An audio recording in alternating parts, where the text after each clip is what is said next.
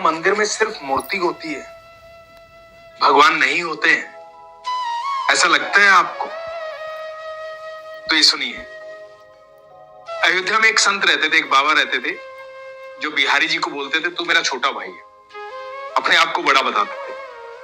और बिहारी जी के पास जाते थे, ठाकुर जी के पास जाते थे, हमेशा बोलते थे देख किसी चीज की जरूरत हो तो बता देना, कोई दिक्कत हो तो बता देना। हमेशा ऐसा व्यवहार करते थे कि ठाकुर जी छोटे भाई हैं और ये बड़े भाई। तो जब भी मंदिर जाते ऐसे ही बातें करते थे। एक बार हुआ यूं कि कनक बिहारी जी की जो सेवा करते थे गोस्वामी जी, उनके बेटे को एक बीमारी लग गई, उनको खुजली हो गई और कुछ ज्यादा हो गई।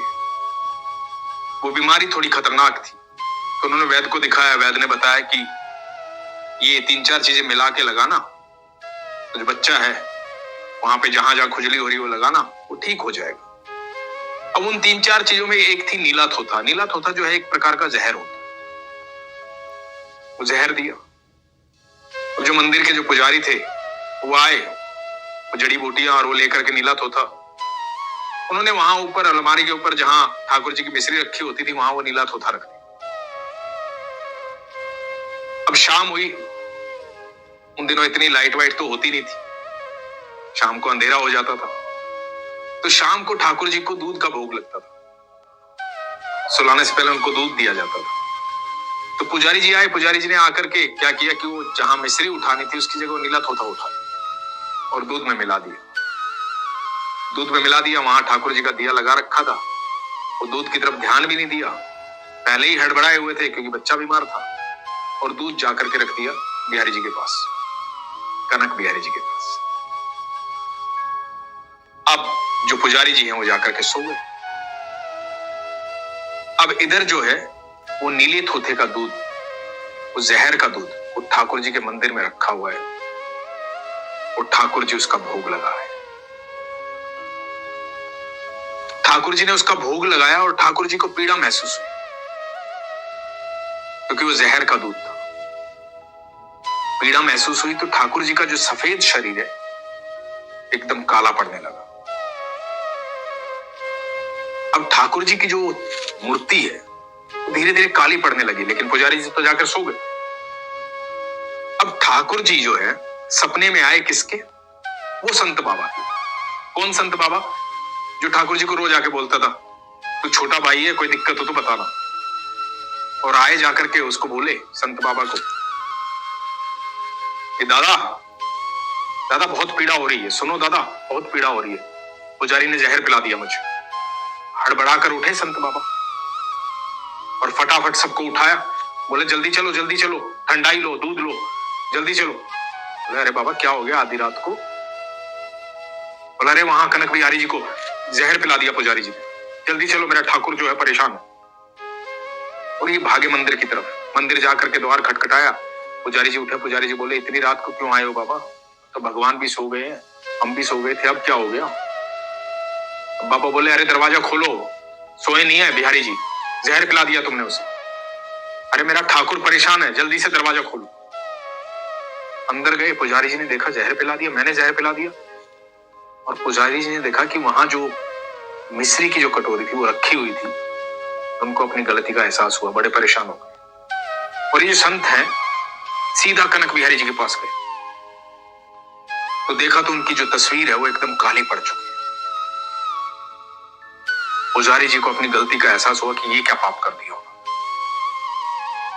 अब देख रहे हैं ठंडे दूध से ठाकुर जी को नहला रहे हैं, गंगा जल से नहला रहे हैं, और कुछ असर नहीं पड़ रहा। धीरे धीरे आधी रात में बात जो है पूरे गांव में, शहर में फैल गई। हजारों लोग इकट्ठा हो गए मंदिर के बाहर। अचंभित थे लोग, ऐसा कैसे हो गया, ऐसा कैसे हो सकता? अब गलती पुजारी की भी नहीं थी, उसने जानबूझ के तो ऐसा किया नहीं था। तो संत बाबा हैं, बड़े परेशान हो गए, बोले कि मुझे ठाकुर से बात करने दो। तो ठाकुर को बोले कि भाई अब तू बता, मैं तो सब कुछ कर चुका हूं, तो भगवान है, ईश्वर है, तू बता अब मैं क्या करूं जिससे तू ठीक हो जाए, तू ही बता तेरा इलाज क्या है। तो बिहारी जी ने बाबा को बोला ये जो गिलास में दूध है ना, इस दूध को यदि कोई पी लेगा तो मेरी पीड़ा खत्म हो जाएगी, मेरा जहर उतर जाएगा। तो संत बाबा बोले, अरे छोटे, ऐसी कैसी बात कर रहा है तू, ला भी पी लेता हूं। उठा करके पीने लगे और आवाज आई कि नहीं, तुम्हें नहीं पीना है, 1.25 मन दूध लेके आओ, उसमें से मिलाओ और लोगों में बांटो। जब सब इसे पी लेंगे तो मैं ठीक हो जाऊंगा। संत बाबा और पुजारी जी बाहर आए। बाहर लोगों की भीड़ लगी हुई। लोगों ने पूछा, क्या हुआ, क्या हुआ ठाकुर जी को, क्या हुआ? बताया गया कि क्या हुआ। संत बाबा ने बोला कि देखो ये दूध है, ठाकुर जी ने बोला है इस दूध को 1.25 मन दूध में मिला करके यदि बांट दिया जाएगा और सब लोग पी लेंगे तो ठाकुर जी ठीक हो जाएंगे। जहर है इस दूध में। और आप यकीन मानना, जब संत बाबा ने पूछा कि कौन कौन पिएगा, तो एक भी हाथ ऐसा नहीं था जो नीचे था।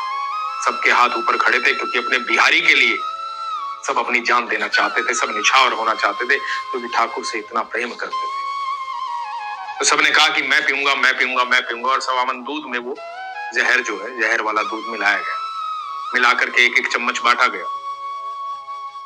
जब 1-1 चम्मच बांटा गया, इधर लोग वो जहर वाला दूध पी रहे थे प्रसाद के रूप में, उनके लिए अमृत हो रहा था।